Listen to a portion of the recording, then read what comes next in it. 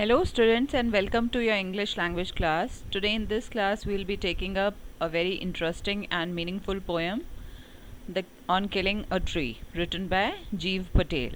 Now talking about the poet, Jeev Patel is an Indian poet, playwright, painter as well as a practicing physician, and he is based in Mumbai.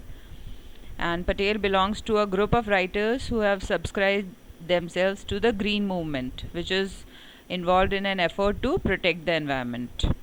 Okay, his poem speaks mainly of deep concerns for nature and expose man's cruelty to it. So let us read the poem. Now you must have observed people cutting down trees, but can they kill a tree? Is it easy to do so? Let's read the poem and find out what the poet says on killing a tree. Now in this poem, the tree symbolizes a deep-rooted evil. He says that a tree can't be killed out just by hacking and chopping it. To put it to a permanent end, it should be uprooted entirely and left out to wither in the sun. In the same way, the social evil can't be put out just by criticizing them. The society should root them up to die forever. Okay. So let us take up the first stanza. It takes much time to kill a tree. Not a simple jab of the knife will do it. It has grown, slowly consuming the earth, rising out of it, feeding upon its crust, absorbing years of sunlight, air, water, and out of its leprous hide, sprouting leaves. So now in these lines, the poet says that it takes much time to kill a tree. Simple strike of a knife will not be sufficient to kill it.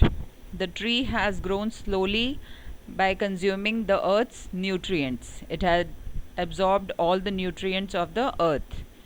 It feeds upon the earth's crust and sprouts or germinates out of its leprous hide. Hide means skin. And the skin which looks as if struck with leprosy. Leprosy, you must be knowing, it's a skin disease where the skin becomes uneven and it becomes very rough. Okay. So the descriptions given by the poet indicate the tree as a parasite which keeps consuming the earth. It feeds upon the earth's crust by eating up all its nutrients, thereby destroying its fertility. Besides, a tree gets nourishment from air, water and sunlight, and this process goes on for years. Leaves keep coming or sprouting out of its leprous skin. Thus the tree here is symbolic of bigger evils from which smaller evils keep coming or sprouting out. Okay. So let us take the second stanza. So hack and chop, but this alone won't do it. Not so much pain will do it. The bleeding bark will heal, and from close to the ground will rise curled green twigs, miniature boughs, which if unchecked will expand again to former size. Okay, so in this stanza, the poet says that the simple single strike of knife cannot kill a tree, so it should be cut in a rough and violent way, should be hacked and chopped. Okay, so it should be cut in a very rough and violent way. But even the chopping alone won't kill the tree. It won't give much pain to it. The bleeding bark, you know, the outer skin of the tree. So the bleeding bark of the tree will heal or recover, and the curled green twigs will sprout again from near the ground where the tree has been cut. So you must have seen जब tree को अगर chop करते हैं तो again it starts growing, right? It happens. किसी भी पेड़ को अगर काटा जाता है, अगर उसकी जड़ से उसको ना उखाड़ा जाए तो वो it keeps on sprouting again and again. And if these small twigs are left unchecked, अगर उनको फिर से ट्रिम ना किया जाए, जो ट्विग्स बार बार जर्मिनेट हो रही हैं, अगर उनको उन पे ध्यान ना दिया जाए तो क्या होगा? They will grow again into its previous size. Okay, वो ट्री वापस उतने ही साइज़ को अटेन कर लेगी जैसा कि वो पहले उसका साइज़ था. So in these lines, the tree is again presented as the symbol of bigger evils, and we cannot get rid of the bigger evils by simple and small blows, as they will grow again and assume their former shape and size. Okay, so अगर कोई social evils हैं हमारी society में जिन्हें हम हटाना चाहते हैं या ख़त्म करना चाहते हैं, तो उन्हें हमें जड़ से ख़त्म करना होगा, राइट? सो ये जो पोएम है, it's basically about the social evils which are prevalent in our society and we need to uproot them. Okay, हमें उन्हें, we shall put a permanent end to it, otherwise it will again and again it will keep on attaining its previous size. Okay, वो जैसे पहले prevalent था वो वापस उतना ही ज़्यादा stronger form में फिर से prevalent हो जाएगा, unless and until we all get together and we just uproot it, okay, once and for all. Now taking up the third stanza, no, the root is to be pulled out of the anchoring earth, it is to be roped, tied and pulled out, snapped out, or pulled out entirely. Okay, so in this stanza, the poet says that the tree must be pulled out of the anchoring earth. Anchoring मतलब जिसने उसको पकड़ के रखा हुआ है, जिसने उसको एक सपोर्ट सिस्टम जो है उस ट्री का, वो कौन है? वो अर्थ है. Okay, so trees are held securely and tightly with the help of the roots in the earth. आपको पता है कि जो ट्रीज़ होती हैं उनकी जो रूट्स होती हैं वो काफ़ी अंदर तक अर्थ में होती है ना? So that's how they stand erect all the time. So if we want to kill the tree, we need to kill its very source from which it originates. So सबसे पहले हमें उसका जो ये सपोर्ट सिस्टम है, हमें उसको कहीं ना कहीं उसको हर्ट करना होगा, उसको थोड़ा शेक करना पड़ेगा. Then only we'll be able to uproot it. That is the roots. And for this particular purpose, we need to tie a tree with a strong rope and then pull it out of the earth's cave by using our full strength and then chop it entirely. I don't know अगर आपने देखा हो कभी किसी tree को अप्रूट करते हुए, अगर वो बहुत पुरानी ट्री है, then it takes a lot of people and even you need to pull it out with the help of JCB or some other such equipments. Okay, so it is not easy to pull off a tree from the earth's crust, right? Here again, continuing with its symbolic technique, the poet says that in order to get rid of the deep-rooted evil, we must know its source, expose it and kill it entirely with our full strength. देखो, कोई भी अगर social evil है, कोई social ऐसी evil practice हमारी society में है, then we must know its source, that from where it is originating, right? अगर हम बात करते हैं, like for example if we talk about child labour, तो सबसे पहली चीज़ तो हमको आइडेंटिफाई करना होगा कि why the parents are sending their children to earn money. Okay, first thing. And then we need to do something about it. So first thing is, people are illiterate, they are quite poor, they are below poverty line, they don't have means to feed themselves, and they are producing their offsprings very often, which is very wrong. Okay, now if we can't feed our kids, then we do not have the right to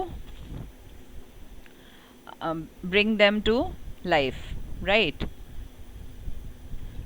So हमें सबसे पहली चीज़ तो यही identify करनी चाहिए कि अगर हमारी सोसाइटी में कोई ईविल प्रैक्टिस हो रही है तो उसकी जड़ क्या है, ठीक है?